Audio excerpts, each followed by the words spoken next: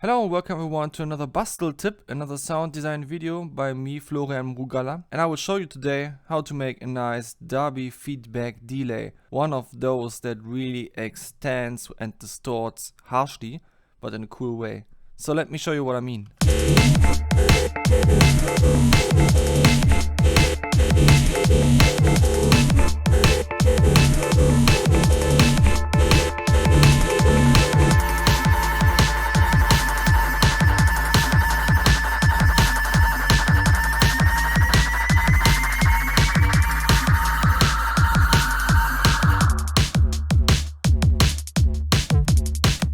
Yeah, so this is it. As you can see and hear, it is about this track, which at some point goes up to the feedback stage.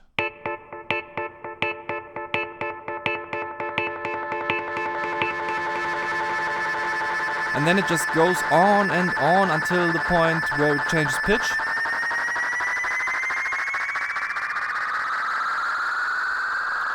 And you can already hear that it's not just a pitch shifter going up or something like that. If you know something about delays, then you already know where this is going, but if not, then you will hopefully be a little bit surprised and delighted at the end of this video. Now, first of all, of course, I'm using a lot of Bitwig only devices here, but you can replicate most of these things with stock plugins of your DAW as well. So you can just keep on watching this video even if you're on a different DAW. So as you can see, the first thing that you need is some sound. I use Synth 1 as a synthesizer, playing some Dubby chords, put a compressor on it, and then I put a delay on it.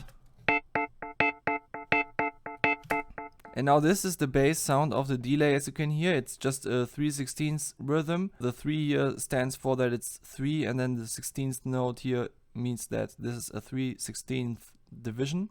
So a fairly standard delay setting.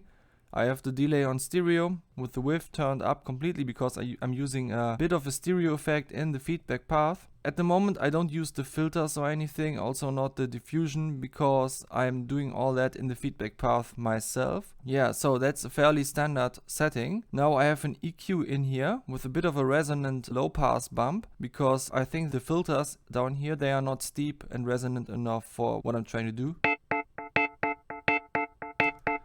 If we try to do that with a normal filter,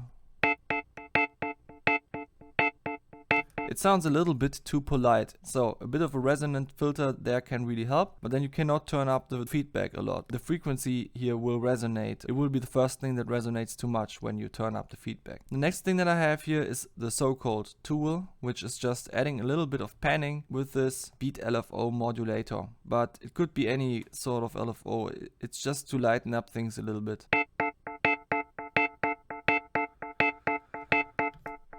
Now then I have a saturation plugin at the end of the feedback chain, and that's like one of the most important things here, because you want the sound to be flattened at some point, not only in order to save your ears from too much volume, but also to distort the sound. So you definitely want this.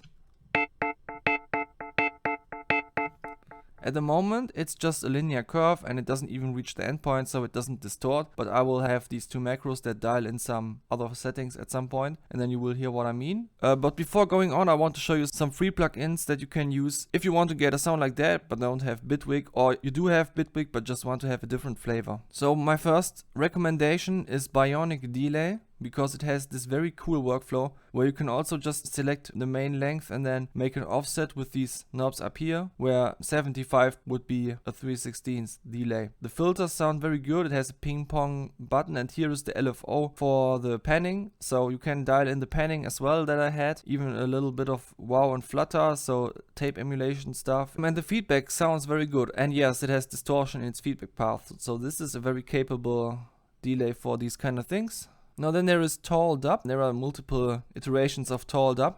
Tall Dub 1, Tall Dub 2, Tall Dub 3.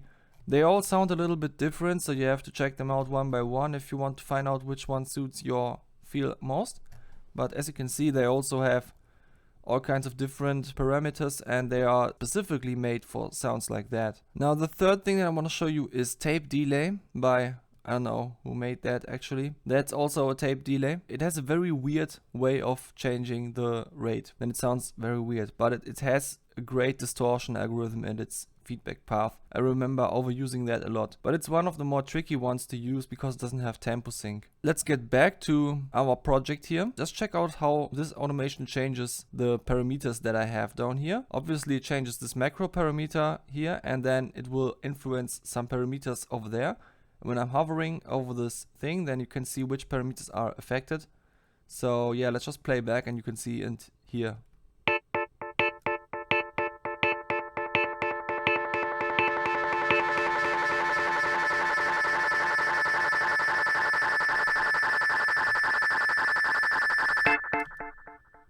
Now let's check out what it does, hopefully without it feedbacking on me, because I put that on over 100% feedback, dialed in a little bit of cutoff on the filter and even more resonance.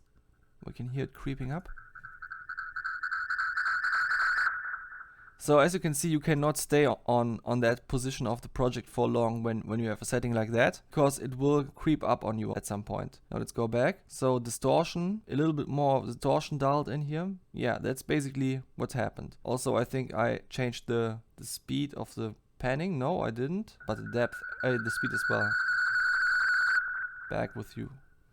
Okay, so that's the first thing that you have to look out for. And the second thing is this modulation here. Let's just check out how it looks when I'm hovering the modulator again.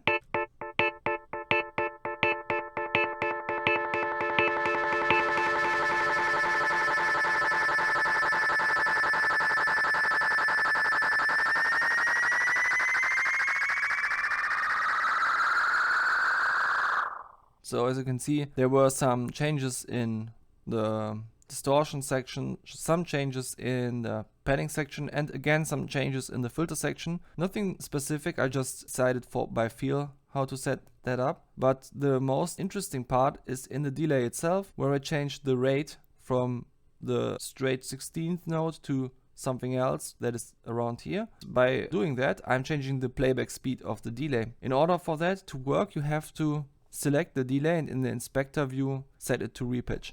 If you're using one of the free plugins that I suggested before, most of them have a repitch-based delay in them already, so you don't have to change that. But in Bitwig, the default way of changing the delay time is fade, which I find pretty boring, so you have to change that to repitch in order to get this effect. One thing that I really like about the way Bitwig handles this though is that you can change the rate at which it updates the speed changes, and then you can make it smoother or harder with this parameter here. And it also has an internal hard clipping that you cannot turn off for some reason, but you can of course just add your own saturation stage after it anyway. So just put it to hard clip. I think it's on soft clip by default.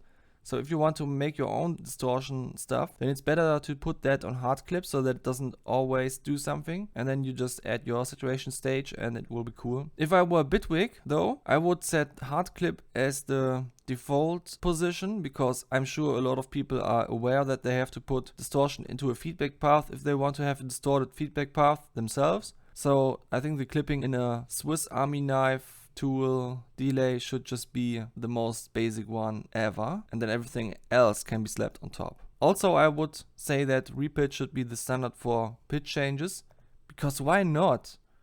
A repitched delay sounds nice. Now, one thing that you notice probably, which is interesting, is that when you just go to some part of the project and then try to play it back from there, then you won't be able to hear what it does.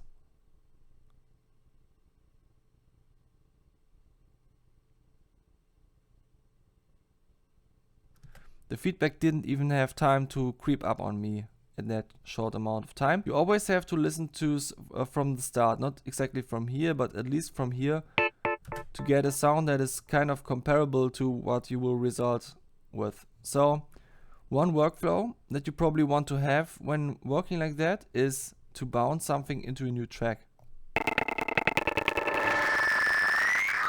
Now I have a track that lets me just cut out the feedback if I wanted to. So I could have a separate track for the clean sound and then at the end like dial in this thing and, you know, put separate effects on that if I wanted to. That would be a reasonable workflow. Also, if I notice that the levels actually are different at different parts of the feedback, I could just come here and add gain automation at any point and, you know, post-process this a little bit if I needed to. I don't right now, so I will delete this track again. But this is just to the ones that always tell me that bouncing is the same as freezing. No, it is not. Or maybe if you go in Ableton terms, but only because Ableton doesn't know what freeze is. Actually, this is a proper bounce here, because here the workflow and the idea, the concept is that you want to have a separate track of that and you want to put effects on that, and you don't want to be disturbed by the fact that this was an effect chain at some point. But the point of freezing is just to free up CPU and to get back your effect chain at some point. So that's like very far away from bouncing conceptually, even though the technology is similar. But that just is a side topic. Now let's just turn on the other effects that I had on here again, which was a reverb and another compressor, and enjoy a little bit of visualization.